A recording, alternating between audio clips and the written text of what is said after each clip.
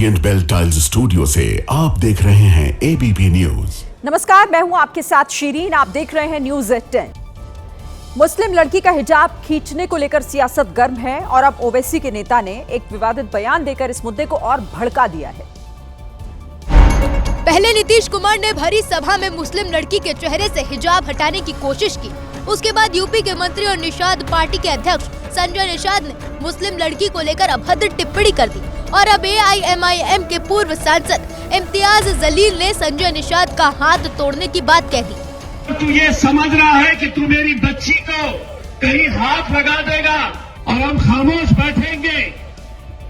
अगर तू हमारे सामने होता तो तेरा हाथ तोड़कर दूसरे हाथ में दे डालते हम। इम्तियाज जलील ने यह भी कहा कि संजय निषाद अभी यूपी में है, महाराष्ट्र में आकर दिखाएं, तब उनको सबक सिखाया जाएगा।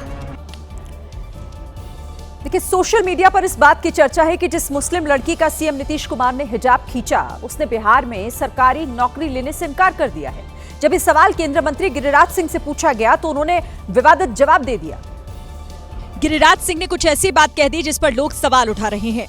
वो रिफ्यूज करे या जहन्नुम में जाए, वो रिफ्यूज करे या जहन्नुम में जाए। गिरिराज सिंह ने कहा कि नीतीश कुमार ने जो किया बिल्कुल सही किया। आप पासपोर्ट लेने जाती हो तो दिखाती हो कि नहीं? आप एयरपोर्ट पर जाते हैं तो दिखाते हैं कि नहीं? अब विरोधी पूछ रहे हैं कि अगर कोई चेहरा नहीं दिखाना चाहेगा तो क्या जबरदस्ती की जाएगी? अगर सोचो किसी मुसलमान ने किसी हिंदू महिला बहन का दुपट्टा खींच लिया होता, घूंघट खींच लिया होता, अब तक बवाल मच जाता। ओवैसी की पार्टी कह रही है कि नीतीश कुमार को इसके लिए माफी मांगनी चाहिए। केंद्रीय मंत्री जीतन राम मांझी का एक वीडियो सोशल मीडिया पर वायरल हो रहा है। इस वीडियो में मांझी खुद दावा कर रहे हैं कि 2020 में जो प्रत्याशी चुनाव हार रहा था उसे उन्होंने जितवा दिया था। मांझी ने यह बयान एक जनसभा को संबोधित करते हुए दिया। गलती से हार गलन, अगर हमरा वो कहतन हल जैसे 2020 में कहलन हल कि हम हार रही है कोई उपाय, उस समय 2700 वोट से हारे थलन, हम प्रयास के लिए जीत गए। मांझी जिस नेता का जिक्र कर रहे थे वो इस बार का चुनाव हार गए हैं। अब मांझी कह रहे हैं कि अगर उस नेता ने मांझी से कहा होता तो वो हारने न देते। इस साल वो मात्र 1600 वोट से हार रहा। दुर्भाग्य हमर है, उनका का दिमाग हो गई, हमरा से बात न करें और सीधे मैदान छोड़ के भाग गए। मांझी ने यह भी बताया कि उन्होंने 2020 में हारे हुए प्रत्याशी को कैसे जितवाया था। कलेक्टर अभिषेक सिंह जी अभी त्रिपुरा में है, वो टेलीफोन करे थलन कि सर हम तोरा 2700 वोट से पीछे है, लता जिता दिलियो है, अभी तो 1600 वोट से पीछे है, जितावे में कौन दिक्कत है? जीतन राम मांझी ने जिस अधिकारी का नाम लिया वो अभिषेक सिंह साल 2020 में चुनाव के दौरान जिले के डीएम थे और अब उनका ये बयान वायरल हो गया है। विपक्षी नेताओं को पता है कि धर्म की राजनीति उसके लिए सबसे ज्यादा खतरनाक है, फिर भी कुछ नेता आए दिन अपने पैर पर कुल्हाड़ी मारते हैं और पार्टी को इसका नुकसान हो जाता है। इस बार यह काम समाजवादी पार्टी के एक सांसद ने किया है। समाजवादी पार्टी के सांसद RK चौधरी ने कह दिया कि शव को जलाने से प्रदूषण बढ़ता है और लोगों को इस पर विचार करने की जरूरत है। पूरे देश में लाशें जलाई जाती हैं और लाशें जलती हैं तो कार्बन डाइऑक्साइड निकलता है, कार्बन मोनोऑक्साइड निकलता है और कार्बन जलता है, नहीं ऑक्सीजन जलता है, खपत होती है, तो उल्टा हुआ है। समाजवादी पार्टी के सांसद ने हिंदू धर्म के एक त्योहार को लेकर भी इसी तरह का उदाहरण दिया। हमारा एक त्योहार है होली दहन का, पूरे देश में कम से कम 5 करोड़ स्थानों पे एक साथ होली दहन होता है, उससे कार्बन डाइऑक्साइड निकलता है, ऑक्सीजन निकलता है और नई ऑक्सीजन का खपत होती है, कार्बन डाइऑक्साइड कार्बन मोनोऑक्साइड निकलता है, उससे नुकसानदायक है।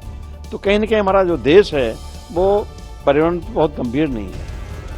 RK चौधरी ने जो कहा है उस पर विवाद बढ़ना तय है, क्योंकि उन्होंने शव के दाह संस्कार की जगह दूसरे विकल्पों पर ध्यान देने के लिए कहा है। लाश जलाने के अलावा भी तमाम चीजें होती हैं, उसे करना चाहिए। वो जो लाशें जलती हैं या होलिका जलती है, बात धर्म का नहीं है, वो अगर मनुष्य के लिए हानिकारक है या जीव जंतु के लिए हानिकारक है, बंद करना चाहिए उसे। अब इस बयान पर बीजेपी की तरफ से हमले शुरू हो गए हैं। वो धर्म बदल लें RK चौधरी, मैं नहीं जानता हूँ कि मुसलमान है कि हिंदू है।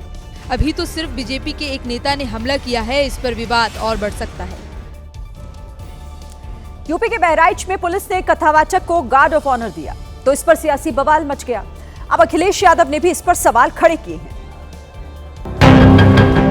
जैसे ही कथावाचक पुंडरीक गोस्वामी कार से उतरे, एक पुलिस अधिकारी ने उन्हें सलामी दी। बाबा रेड कारपेट पर चलते हुए मंच तक पहुंचे, जहां उनका ऐसा सम्मान हुआ मानो विदेश से कोई सर्वोच्च नेता आ गया हो। ये वीडियो बहराइच पुलिस लाइन का है, जो करीब 1 महीने पहले का बताया जा रहा है, लेकिन अब इस पर सवाल उठने लगे हैं। अखिलेश यादव ने अपने सोशल मीडिया अकाउंट पर लिखा, जब पूरा पुलिस महकमा सलामी में व्यस्त रहेगा तो प्रदेश का अपराधी मस्त रहेगा। अखिलेश यादव ने आगे लिखा, यूपी में पनप रहे बेतहाशा अपराध और माफिया राज पर लगाम लगाने की बजाय सलाम सलाम का खेल खेला जा रहा है। इससे पहले इस वीडियो पर नगीना से सांसद चंद्रशेखर आजाद ने सवाल उठाए थे और कहा था, भारत कोई मठ नहीं बल्कि संवैधानिक गणराज्य है और राज्य किसी धर्म विशेष की जागीर नहीं। चंद्रशेखर आजाद ने इसे संविधान पर हमला बताया। उत्तर प्रदेश में इन दिनों पुलिस अपराधियों के सटीक एनकाउंटर के लिए मशहूर है। सीधे पैर में गोली मारने में माहिर है, लेकिन उन्हीं पुलिस वालों में से कुछ की गाजियाबाद में अधिकारियों ने परीक्षा ले ली, लेकिन वो पिस्टल का लॉक ही नहीं खोल पाए।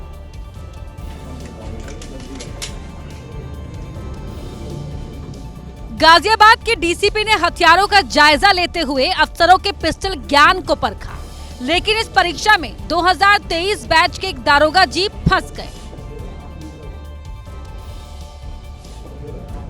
अफसरों के सामने उन्होंने कई दफा कोशिश की, लेकिन उनसे पिस्टल का लॉक नहीं खोला गया। वो कभी अंगूठे से ट्राई करते तो कभी मैगजीन से मारते, लेकिन फिर भी कोई असर ना होता। कुछ देर की मशक्कत के बाद उनसे लॉक तो खुला, लेकिन तब तक ही पता चल चुका था कि एनकाउंटर करने जाना हो तो इन दारोगा जी को नहीं ले जाना है। हैदराबाद के लुलु मॉल में उस वक्त भारी हंगामा हो गया जब फिल्म द राजा साहब के गाने की लॉन्चिंग हो रही थी। हालात इतने ज्यादा बिगड़ गए कि वहां पुलिस को बुलाना पड़ गया, क्योंकि अभिनेत्री निधि अग्रवाल की सिर्फ एक झलक पाने के लिए फैंस बेकाबू हो चुके थे। फैंस की शक्ल में आई उन्मादी भीड़ ने निधि अग्रवाल को घेर लिया। एक पल के लिए तो ऐसा लगा मानो निधि अग्रवाल बुरी तरह फंस चुकी हैं। वो हर बार बाहर निकलने की नाकाम कोशिश करती हैं। हालात इतने बिगड़ गए कि बाउंसर्स को कड़ी मशक्कत करनी पड़ी। धक्का मुक्की के बीच किसी तरह निधि अग्रवाल कार के अंदर पहुंची, तब जाकर उन्होंने राहत की सांस ली।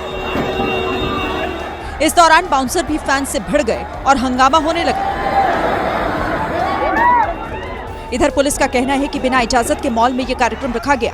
अब मॉल के प्रबंधन और इवेंट मैनेजर के खिलाफ कार्रवाई की तैयारी की जा रही है। अभिनेत्री निधि अग्रवाल और साउथ के सुपरस्टार प्रभास की फिल्म द राजा साहब 9 जनवरी को रिलीज होने वाली है। छत्तीसगढ़ के बिलासपुर में क्रिसमस पार्टी के दौरान हंगामा हो गया। ये पार्टी गणेश नगर स्थित शिव मंदिर परिसर में आयोजित की गई थी, जिसमें लोगों को नॉनवेज परोसने का आरोप लगा है। ये पार्टी ईसाई समुदाय के लोगों की ओर से दी गई थी। हिंदू संगठनों ने पार्टी के दौरान न सिर्फ नॉनवेज बल्कि गोमांस परोसने का भी आरोप लगाया। नॉनवेज कौन सा नॉनवेज है इसको किसी को नहीं पता है। कट के आया क्या पता उसमें गौमांस हो सकता है। हैरानी की बात ये भी है कि आयोजकों ने इसके लिए कोई अनुमति भी नहीं ली थी। इसकी जानकारी मिलने के बाद पुलिस मौके पर पहुंची और वहां के लोगों को हटाया। पर लोगों को समझाइश दी गई तथा 2 लोगों को के विरुद्ध प्रतिबंधात्मक कार्रवाई की गई। हिंदू संगठनों ने यह भी आरोप लगाया कि ईसाई समुदाय के लोग ऐसे आयोजन के जरिए गरीब हिंदुओं को बहला फुसलाकर उनका धर्म परिवर्तन करते हैं।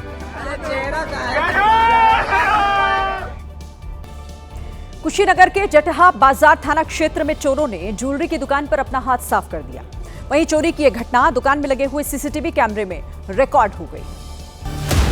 रात के करीब 3:15 बजे चोर शटर तोड़कर दुकान में दाखिल हुए। अगले ही पल दोनों चोरों ने दुकान में रखी ज्वेलरी से भरी अलमारी उठा ली और फिर उसे धीरे दुकान से निकाल ले गए।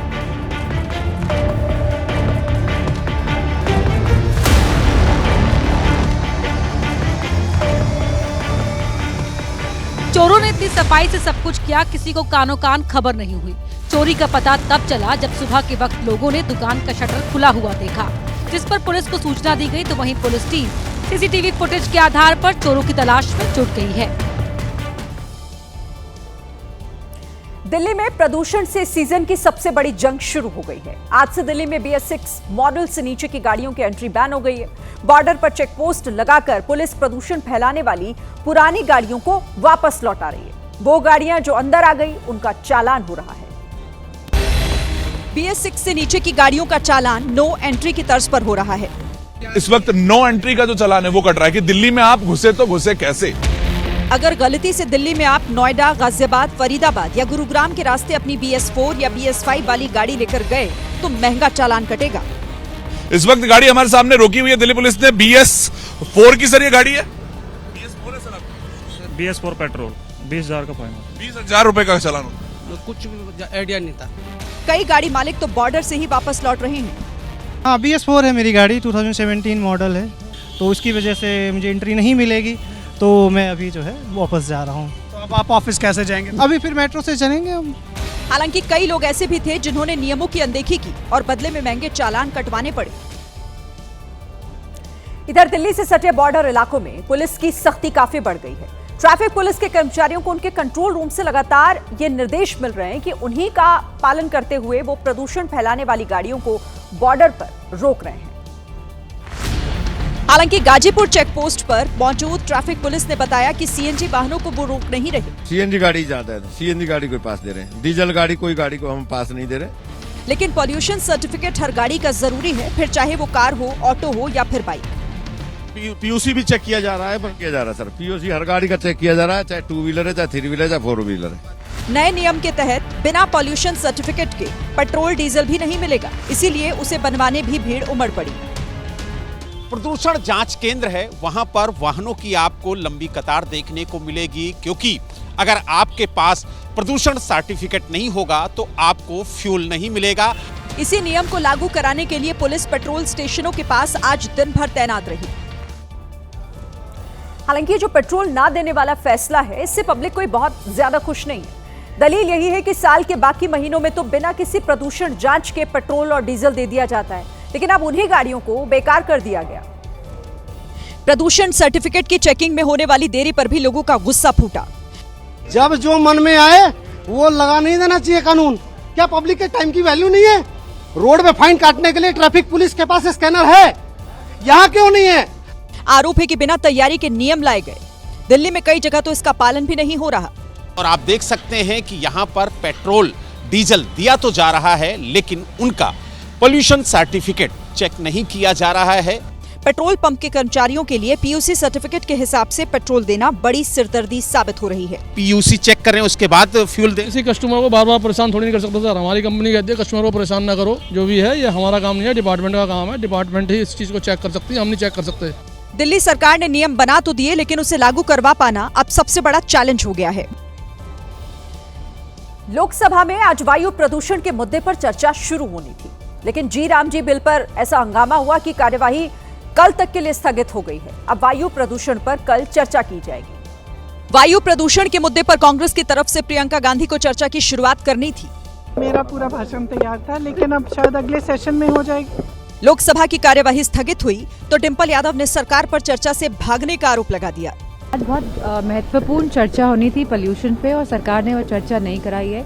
कहीं ना कहीं जो रिस्पॉन्सिबिलिटी सरकार की है, जहां पे हमें सरकार को काम करना चाहिए। इस बीच अरविंद केजरीवाल ने सोशल मीडिया के जरिए PM मोदी और नेता विपक्ष राहुल गांधी को भी घेरा। तो बीजेपी दिल्ली में बढ़ते प्रदूषण के लिए केजरीवाल को ही जिम्मेदार ठहरा रही है। 10 साल तक जो सरकार में रहे, क्या उन्होंने प्रदूषण के बारे में कोई कदम उठाया? फिलहाल शुक्रवार को इस मुद्दे पर संसद के अंदर क्या नजारा रहेगा, ये देखने वाली बात होगी।